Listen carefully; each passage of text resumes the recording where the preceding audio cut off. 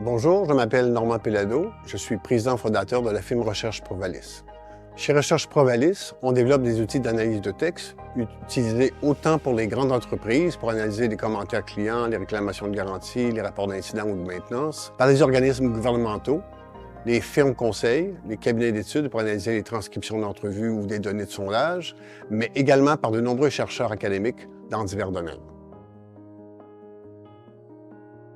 Nous offrons des logiciels installés pour analyser des données textuelles non structurées permettant à la fois de baliser et d'annoter manuellement des documents, ainsi que d'automatiser l'analyse de grandes quantités de texte pour en extraire des informations pertinentes. Par exemple, le groupe Telenor, une compagnie de télécommunications desservant les pays nordiques et plusieurs pays d'Asie, a pu automatiquement catégoriser et analyser le contenu de centaines de milliers d'échanges SMS entre le service à la clientèle et leurs clients.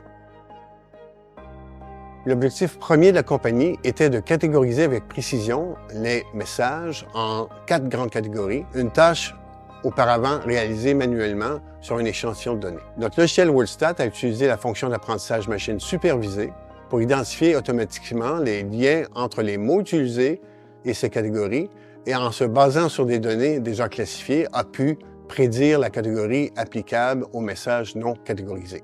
L'analyse plus détaillée du contenu des échanges SMS a nécessité la construction d'un dictionnaire sémantique de catégorisation.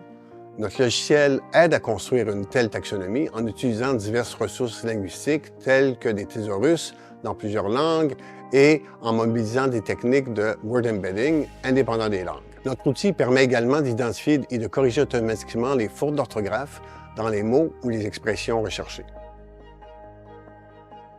Les échanges du service client peuvent contenir des informations personnelles, tant des clients que des employés, ces derniers devant être informés des objectifs et des méthodes d'analyse utilisées. Le fait que l'analyse porte sur des messages agrégés plutôt que sur un examen individuel de chaque message et qu'il repose sur la reconnaissance des mots et des expressions clés atténue sans pour autant éliminer les risques associés à l'analyse des messages. Nos outils sont des logiciels installés, donc les données demeurent au sein de l'entreprise, ce qui réduit également certains risques. Toutefois, l'entreprise doit mettre en œuvre des mesures de sécurité pour protéger les données contre les accès non autorisés, les violations et les utilisations abusives.